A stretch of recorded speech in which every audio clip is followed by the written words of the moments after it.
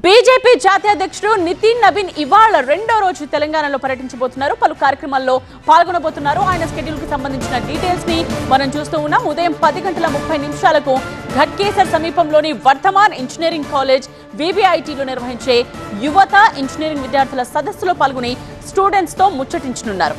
ఆ తర్వాత వరంగల్ కు వెళ్లి గిరిజన సంఘాల నాయకులతో సమావేశం అవుతారు.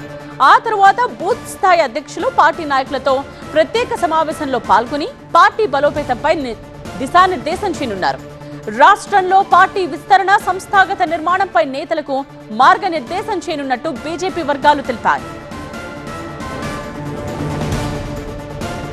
తెలంగాణలో రెండో రోజు బీజేపీ జాతీయ అధ్యక్షుడు నితిన్ నబీన్ పర్యటన కొనసాగుతోంది. ఘట్కేసర్లో విద్యార్థుల సదస్సుకు నితిన్ నబీన్ హాజరు కాబోతున్నారు. అలాగే VVIT క్యాంపస్ లో స్టూడెంట్స్ తో ప్రత్యేక ఇంట్రాక్షన్ కూడా ఉండబోతోంది. వాళ్లతో ముఖాముఖి మాట్లాడతారు.